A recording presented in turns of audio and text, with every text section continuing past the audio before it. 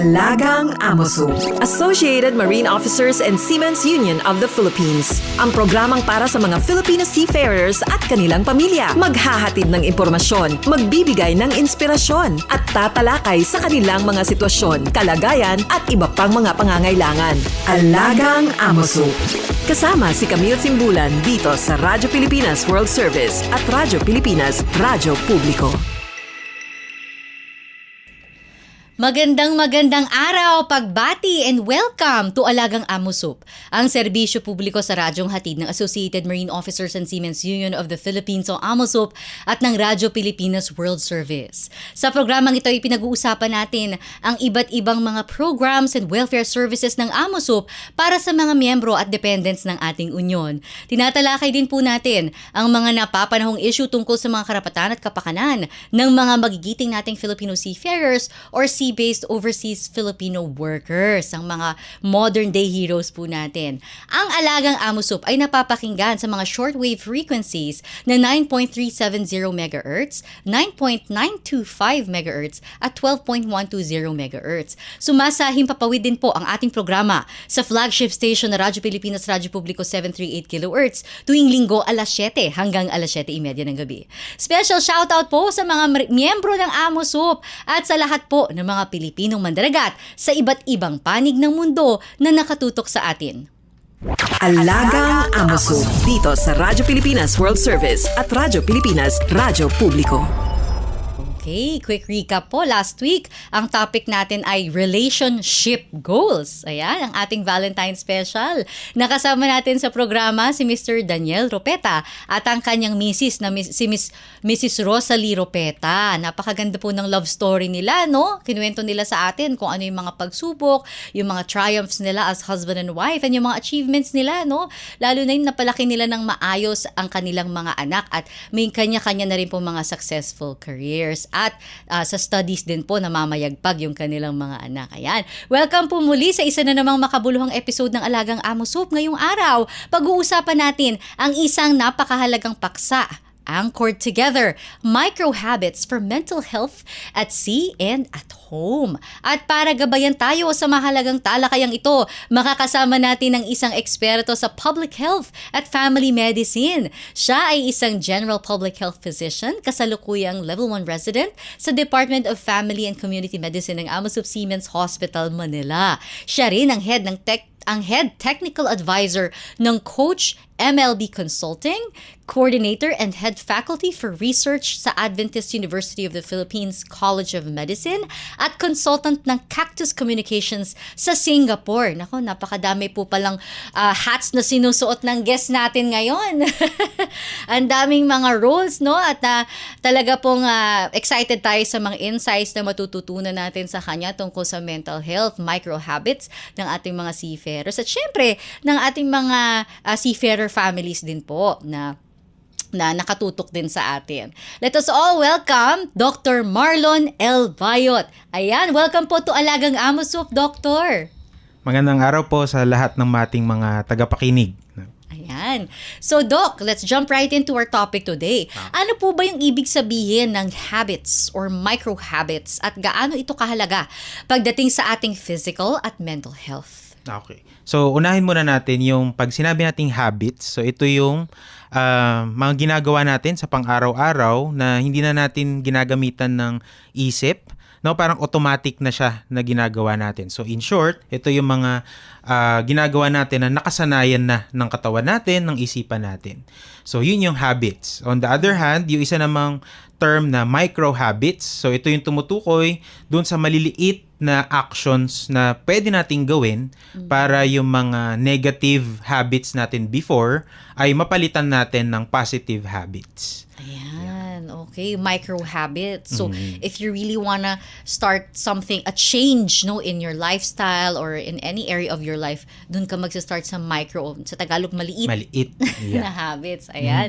So, katatapos lang, Doc, no, ng celebration natin ng New Year at Chinese New Year at marami ang may New Year's resolutions. Yan. Bakit po madalas hindi tayo nagiging consistent at hindi nagtatagumpay sa mga goals na ito. Lalo na yung mga sinasabi, pag sa New Year magpo-post sa Instagram, okay, balik alindog, ganyan. Pero after mga 2 to 3 months, parang wala na. Actually, hindi lang yan nag-a-apply sa mga seafarers at sa dependents or family nila. Lahat tayo naapektuhan ng mga resolutions na yon. So, halimbawa, madalas siyang nag-fail kasi tawag dito, nagkakaroon tayo ng yung sobrang complex na gusto agad nating makamit yung isang bagay na hindi naman realistic yung ginagawa natin. No? So, tapos kumbaga ang laki ng pangarap natin, for example lang, maglulose ka ng weight. No? Tapos dumating yung bagong taon, iniisip mo in 1 week gusto ko na mag-lose agad ng ganitong weight. No? Which is hindi naman siya practical. Tapos yung isa pang reason ay hindi rin naman talaga yun yung goal mo. So marami kasi sa atin gumagaya lang sa goals ng iba, pero hindi naman talaga yun yung personal goal natin. So number 3 na naisip kong isa pang dahilan is kahit na personal goal natin yun, hindi naman natin nilalagyan ng tamang proseso at saka ng tamang sistema kung paano natin i-implement yung certain action na yun. No? And then syempre lastly, number 4, kasama pa rin yung environment. So syempre kung ikaw lang sa buong pamilya yung may gustong bago ng certain na habit na yon, mahihirapan ka din talaga. Pero sabi nga natin, ina-advocate natin ngayong hapon yung micro habits. So, bakit po mas effective yung maliliit pero consistent na habits kaysa sa big or drastic changes na biglaan natin ginagawa? Kasi syempre may mga iba dyan, di ba? Kuwari, let's talk about diet, di ba?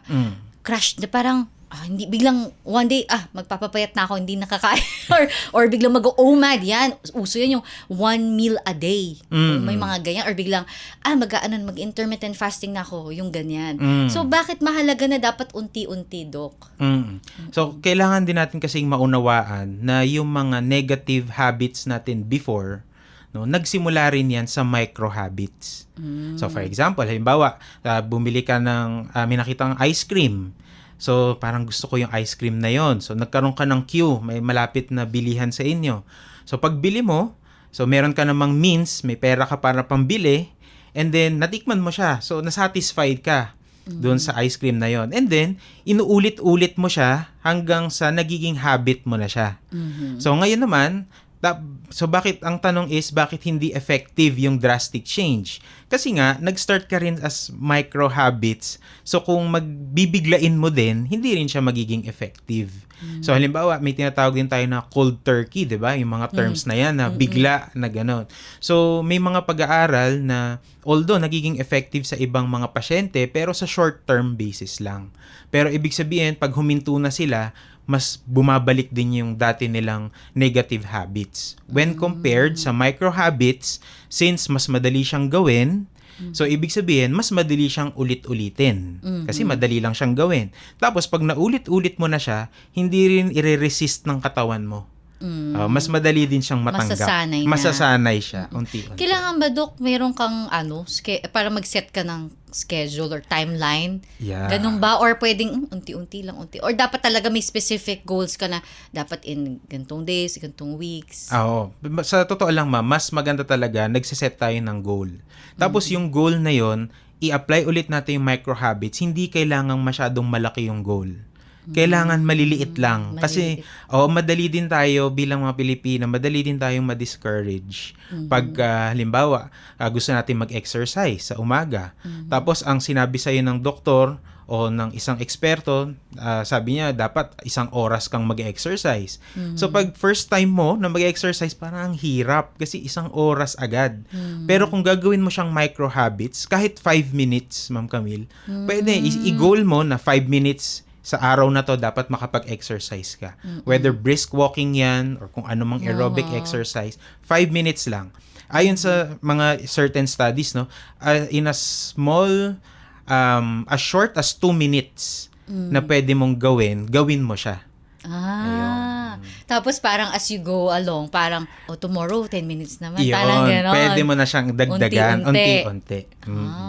Magandang tip yan, no? So, Doc, syempre, para sa mga seafarers natin sa barko, iba rin naman yung buhay nila doon. Kasi syempre, months on end, nasa paminsan nasa barko ka, minsan underway. So yung walang regular no na sitwasyon. So paano kaya pwede magsimula ng micro habits when it comes to physical and mental health yung mga seafarers natin on board? Okay. Anong tips mo, Doc? Ang maibabahagi ko sa kanila ngayong araw is meron tayong tinatawag na 4 laws of habit formation. So, kailangan matutunan nila yon para kung anumang positive habit yung gusto nilang magawa, ay magagawa nila ng paunti-unti. So, meron tayong 4 laws. So, yung una, you should make the habit obvious. Make the habit obvious. So, Okay. make it obvious. And then number 2, you make it attractive. Okay. Okay. So, Make it obvious, make it attractive, and then also make it easy. Okay, make it easy. Ayan. And then lastly, make it satisfying. Okay. Yan. So, bigyan natin ng example, yung Sige, Doc. yung 4 na yon. So, halimbawa sa isang seafarer, sabihin na lang natin na pwedeng nasa barko siya, pwede rin naman kakabalik lang niya dito, no? So, tapos hindi niya na-monitor yung BP niya. Sa umaga. Halimbawa, matagal na siyang hindi nakakapag-monitor ng blood pressure, which is ang isang sakit talaga na common sa ating mga seafarers ay alta pressure talaga, mataas na BP. So, unang-una, make it obvious. Pwede, pagising niya sa umaga, yung BP apparatus nakatabi na dun sa table niya. Okay. Para makikita niya na, Oo. teka, magbi-BP pala ako dapat. Yun. So, halimbawa, yun nga, umiinom siya ng juice or ng kape sa umaga or tubig, ilalagay na niya yun doon. Kesa itago niya pa, kasi pag tinago niya yung BP app, hindi na niya maaalala yun. No? Kung nasa barko naman siya, pwede naman na maglagay siya ng note na punta siya doon sa clinic ng barko. To or remind diba? himself. Constantly remind himself. Para pupunta siya doon, magpapakuha siya ng BP. Tapos yung number 2, your second law is make it attractive. So yung attractive naman, usually, ginagawa natin yan pag nagsasabi tayo ng mga positive messages sa sarili natin. So halimbawa, na yung isang seafarer na nasa barko, iniisip niya na pag nagpa-check ako ng BP, mamomonitor ko yung kalusugan ko. Pag malusog ako, matutulungan ko yung asawa ko na nasa Pilipinas at maitataguig ko yung mga anak ko. So, something na magpapaboost para mag-push ka talaga na mag-check ng para BP. ma-motivate. Ma-motivate ka talaga. Okay. Yun. So, make it obvious, make it attractive. And then, make it easy. Make yung it number easy. 3. So, ang isang halimbawa naman doon, so, kung meron kang BP apparatus, bilhin mo na yung digital sana, kung kaya mo naman. Para pwede mong isuot kahit ikaw lang mag-isa. Kasi kung manual yon, di ba, kailangan mo pa ng kasama, ganyan. Pero kung nasa barko ka naman, so, patulong ka sa mga kasamahan mo. So, kailangan yung gagawin mong habit, mas madali lang para Accessible. sa'yo. Accessible sa'yo, available sa'yo. Oo. Ayun. Okay, so yung fourth, And so then make fourth, it obvious, make it attractive, make it easy, And make it satisfying. make it satisfying. Paano siya nagiging satisfying? For example, sa pagkuha ng BP, kailangan ire-record nila yon sa notebook or sa isang parang diary nila or notebook. Para kasi ang usual na pag-monitor natin ng BP, isang beses sa umaga pagkagising, tapos sa gabi bago matulog. So, isusulat nila, jot down nila yung nakukuha nila from time to time and then daily, tapos nakikita nila yung progress. So nakikita nila, ay, namimit ko yung BP. Sabi ni Doc, dapat ang BP ko ganito lang. So pag nakikita niyang namomonitor niya, nasasatisfy siya na tama pala yung ginagawa ko. Ayun. Kaya yung iba rin, Doc, no? Yung may mga transformation or like mga progress. Oo. di ba? Yan. Parang day 1, day 2. Ganon. Tapos pag pumunta, kunyari nakababa na sila ngayon ng sampa nila, so pumunta sila sa Siemens Hospital, halimbawa. Tapos, Doc, ito na yung record ng BP ko. So, mas matutuwa yung doctor kasi na-assess niya na, kaya mo nang i-monitor yung sarili mo. Saka may sense of fulfillment. Yun. Yun yung mahalaga. Yeah, yes. Ayan. Tama yan, ma'am. So, same din, no? Sa mga pamilya naman nila. Oo. Sa pamilya naman, magbigay lang din ako ng isang example. Halimbawa, yung asawang babae, no? Common din na merong condition na diabetes, no? Although sa lahat naman talaga common din 'yon. Tapos minsan din merong mga anxiety or laging nag-aalala. Yan. Kasi 'di ba yung mga Doc. asawa nila, Doc, yung asawa ko hindi ko alam kung ano na nangyari, ganyan. Hindi makapag-communicate, ganyan. So, pwede naman nilang gawin is unang-una sa umaga, no, yung pag-check din naman ng blood sugar nila. So, minsan kasi, or depende rin sa pasyente, no, pinapacheck natin yung blood sugar bago kumain.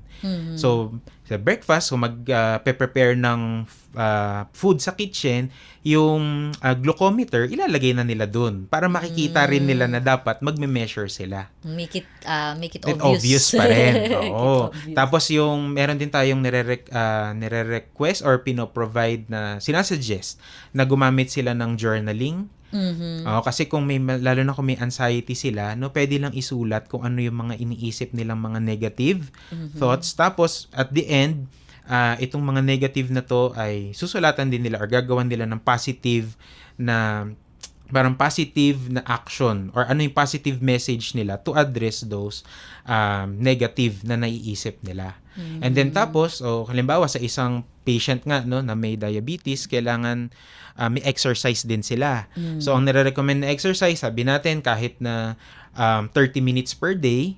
Pero sa totoo lang, Ma'am Camille, yung 30 minutes per day na yon, pwedeng hati-hatiin yun. Pwedeng 10 minutes sa umaga, 10 minutes sa tanghali, pwedeng 10 minutes sa gabi. So kung micro habits nga, mag-start sila kahit 5 minutes, okay lang. Tapos habang nag-exercise, karamihan ng mga natin ng Zumba or Yan. nanonood ng online, di ba? Oo nga. Sa mga YouTube, ganyan, mga social media, pwedeng habang nag-exercise sila, nagpe-play din sila minsan ng kanilang yung mga sounds na mga music na nagpapakalma. Aha. Yan, pwede Tsaka yun. pwedeng i-incorporate din yung workout or exercise, Dok, sa mga mga tasks, mga, 'di ba, mga errands. Kuwari, punta ka sa maglakad ka na lang, 'di ba? Exercise na rin 'yun. Oo, instead na sasakay ka, ilakad mo na lang. Oo, yung mga ganon. Mm. Tsaka, Dok, parang applicable din siya sa not just sa physical health, sa mental health, pero sa financial health. Like for example, 'di ba, yung micro habit, how can I save up? Lalo na ngayon, 'di ba? New Year, so nung Chinese New Year, most of the topics, how can you build your wealth, 'di ba? Paano ganyan. So, 'di ba ganun din yun, Doc, yung paunti-unti maghulog ka sa savings. Totoo 'yan, Ma'am Camille. Kasi sabi nga nila, no, hindi nabubuo yung 1,000 nang walang piso. Correct. So, yun, yung piso-piso, paunti-unti, hindi mo mamalayan, malaki na yun. So, same principle actually. Doon sa tinatawag nating micro habits. Micro habit. Ano yung 4 laws of micro habits, diba? Make it obvious. Take note nyo, sa mga listeners natin. Make it obvious, make it easy, make it attractive, make it satisfying. Ayan. So, applicable nga siya sa physical health. Kung meron sa atin na gustong-gusto na natin talagang mag-exercise. Diba minsan kasi, Dok, parang nasa isip mo na kailangan ko ng Oo. mag-exercise. Tsaka karamihan din, Ma'am, yung diet. Halimbawa, di ba? Ayan, sa Dok. kanin. Di ba? Hindi na ako magkakanin. Yeah. Ganyan. So, medyo hindi natin ine-encourage yung ganun na biglang magsa-stop. So, kasi nga, ang dating is mataas yung cases ng relapse. So, babalik at babalik sila. Kasi nagkakaroon sila ng withdrawal syndrome doon sa part na yun. So, ang gawin natin, meron akong mga patients, halimbawa, Dok, sa umaga nakaka-6 na pandesal ako. Na 6, di masarap naman daw. Hindi ko naman din ma-resist, masarap nga talaga. Pero sabi ko, sir, hindi ka naman pwedeng natanggalin natin agad lahat ng pandesal. Kung yung nakasanayan niya Oo, kung 6 yun, sige, pwede bang bawasan mo ng 1 or ng 2? Yun. So, kung sa kanin naman, kunyari 2 cups, yung isang dependent natin, pinapatanggal ko lang minsan ng half cup lang. So, ang kakainin niya, pwede pa rin siya kumain ng rice hanggang 1.5 cup. Kasi in a day, kung half sa umaga, half sa tanghali, half sa gabi, actually malaki na yun 1.5 cup na yung natanggal niya. Pero hindi niya namamalayan. Oo nga, Dok. Ang hirap din kasi syempre, tayo sa kultura natin yung shortcut, 'di ba? Yan ang hilig ng mga meron pa nga mga nauuso ngayon. Ayoko lang magbanggit ng brands, no? Yung mga sumisikat sa social media na sa itong celebrity na to nagturok nung mga nag-endorse ganyan. na Di ba, mga ganon, di ba? Tapos try nila, pumayat daw si ganyan, nag-lose daw ng weight bigla within a few days or something, di ba? Mabuti na banggit mo yan, Ma'am Camille, kasi kailangan din, marami din tayong patients sa Siemens Hospital na encounter ko, no? Nagtatanong sa akin, Dok, pwede ba to? Iniinom ko to, ganito, ganyan. Tapos pag-check namin, wala palang approval ng FDA. So, medyo hindi Marami natin... yung, Dok, yung mga yung iba tinuturok, yung iba mga Iniinom, tea, diet, oo. slimming tea, slimming coffee, slimming pills, yung mga ganyan. Syempre, pag New Year, yung mga tao, kailangan balik alindog, do. So, parang shortcut. Oo. Hindi maganda yung shortcut, Doc, no? Hindi siya talaga So, maganda. mas dapat micro habits tayo. Yan, mga listeners. Yan. Napakarami natin natututunan kay Doc, no? So, nakapagbigay tayo ng example, yung mga pwedeng simulan na micro habits para sa mga seafarers, sa mga wives, na naiiwan, no, dito sa bansa. Pero, syempre, Doc, meron din yung mga anak, di ba? Usually, nung nag-event kami 2 weeks ago, so, ang topic, kasi ang guest namin, Valentine's, mga seafarer spouses. So, sa open forum, na-bring up yung mga challenges nila sa parenting, sa pagpapalaki ng mga anak.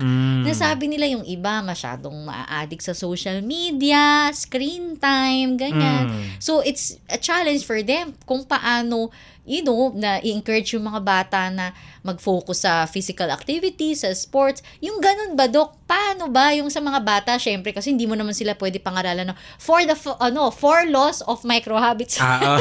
O, di ba? Lalo na yung mga bata na mahilig mag-screen time, na nagwawala pag tinanggal mo yung iPad or anything.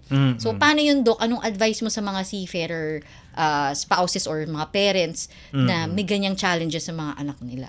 So, yung mismong abrupt na pag-change ng certain habits ng mga anak, medyo mahihirapan din tayo. Kasi nga, kung i-apply din natin yung micro habits, nasanay kasi sila na pinapayagan na ma-expose sa ganong, halimbawa sa gadgets, sa social media, ng ganong katagal.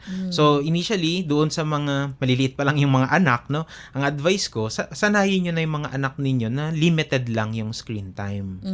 Yun. Tapos, i-encourage din yung social connection sa family, no? Lalo na minsan pag uuwi yung seafarer, mga tatay, pag uwi sa kanilang bahay, parang hindi close yung anak, hindi nakakausap. Lang. So dapat, nagiging family dynamics kasi. So, nagiging role din ng parents na ayusin kung papaano yung communication ng anak sa kanila, sa magulang. So, mas maganda rin, para sa mga magulang na i-open nila yung sarili nila para makapag-communicate yung mga anak nila sa kanila. No, pagka may mga problems, i-encourage po yung mga anak ninyo na magsabi sa inyo, no, kahit anong klaseng problema, mas maganda sinasabi sa parents. Kasi once na naramdaman ng anak na parang binablock ako ng nanay ko o ng tatay ko, hindi na sila magsasabi.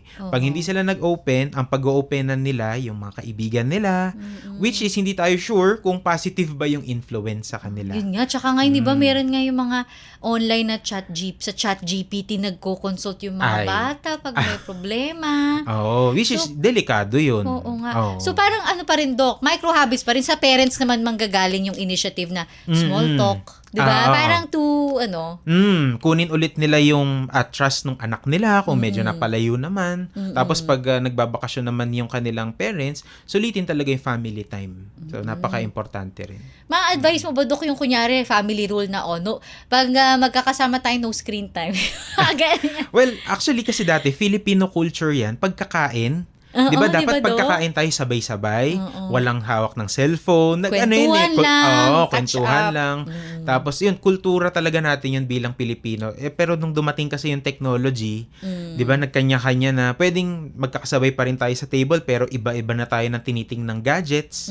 No, may cellphone, meron naman tablet or iPad. So, yun, pwede naman gawin yun na rule sa bahay. Although syempre, pag sinasabi ko to, kanya-kanyang rule kasi bawat family So, titingnan kung ano yung magiging best na option para dun sa family na yun. Ito naman, Dok, kasi may mga nababasa rin ako minsan na parang iba rin daw kasi talaga yung effect sa brain ng mga bata ng exposure sa gadgets. Na it really changes, I don't know, yung neurons or whatever ng mga ng brains ng mga bata. So, pag nag-introduce ba ng micro habits, pwede pa bang mabalik yung dati? Kasi parang sabi nila, mga kids these days are overstimulated because of their exposure to ganyan, may mga studies na they're overstimulated. That's why they parang get frustrated more easily.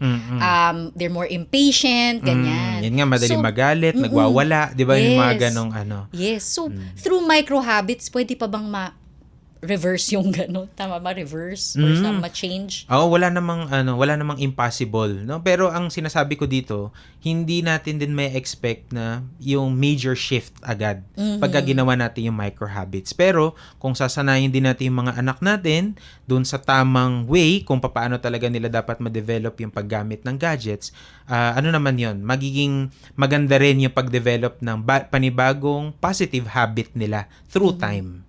So it takes time din and patience para dun sa ganun. Kasi nga, nung nagsimula rin yan, hindi lang alam ng mga parents na napayagan din kasi nila na tumagal, bumabad sa gadget, ganun.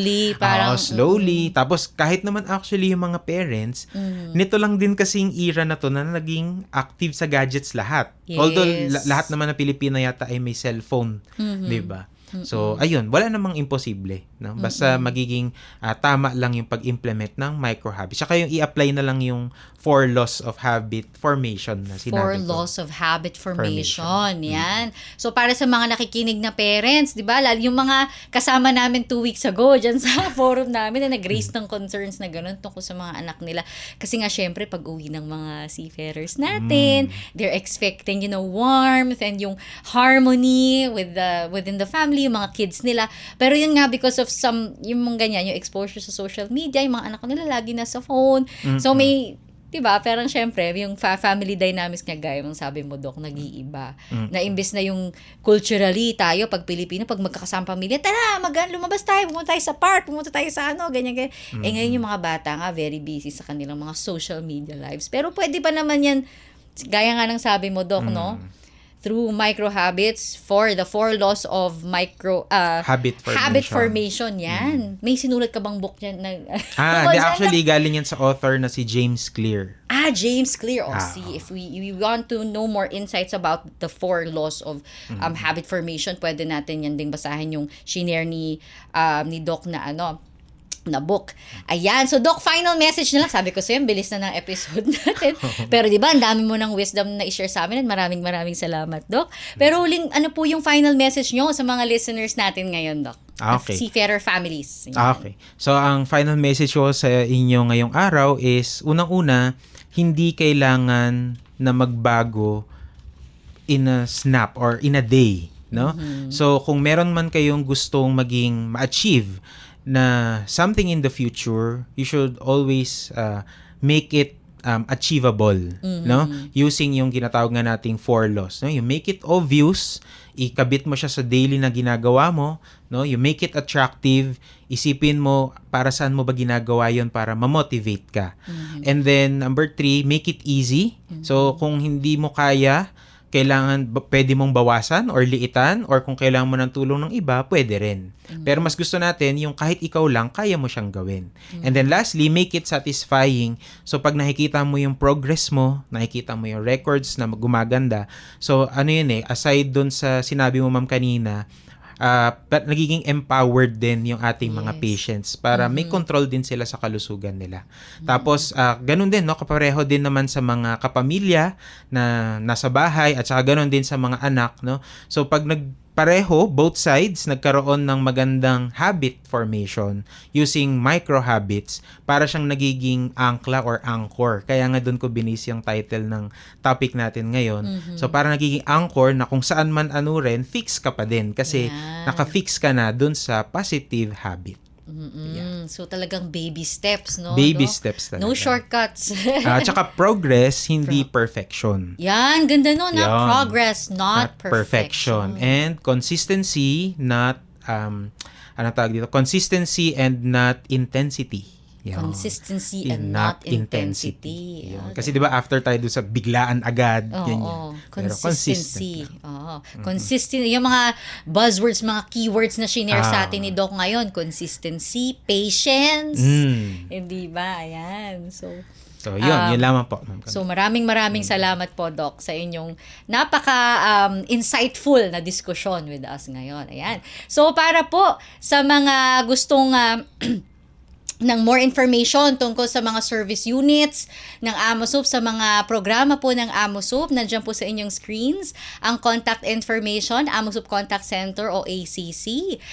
Mabanggit ko lamang po, no, ang flagship service unit po ng AMOSUP ang Family Medical and Dental Plan, FMDP, at doon po natin nakaugnayan ang ating napakagaling, napakahusay at napaka-insightful na speaker ngayong araw. Maraming salamat po. Ayan, nasa inyong screens po ang telephone, mobile number, Globe at Smart.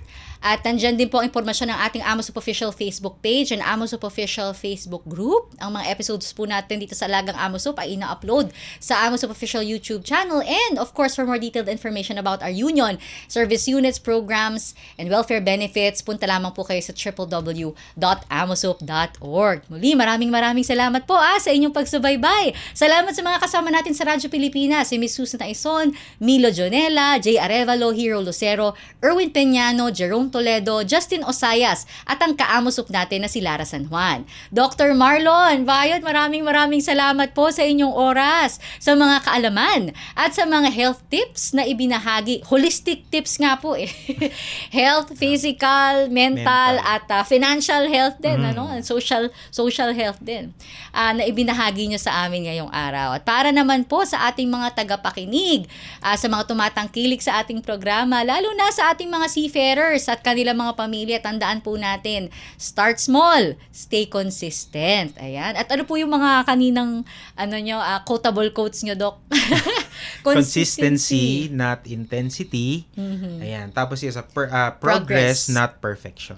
Ayan, lagi nating isa-isip at isa-puso yan ang mga words of wisdom ni Dr. Bayot, ayan, na senior sa atin ngayong araw na ito. Dahil sa dulo ng bawat paglalayag, ang pinakamahalaga ay makauwi tayong malusog sa pangangatawan, sa isipan at sa puso para sa ating mga sarili at sa ating mga mahal sa buhay. Pagbati rin po muli sa lahat ng miyembro na at dependents ng AMOSUP na siyang inspirasyon po ng lahat ng mga programa at serbisyo ng ating union. Atin din pong subaybayan ang programang Alagang AMOSUP sa Radyo Pilipinas World Service at Radyo Pilipinas Radyo Publiko 738 kHz tuwing linggo alas 7 hanggang alas 7:30 ng gabi. Ako po si Camille Simbulan at ito po ang Alagang AMOSUP. All aboard sa talakayan. Palalimin pa ang inyong kaalaman. Alagang AMOSUP dito sa Radyo Pilipinas World Service at Radyo Pilipinas Radyo Publiko.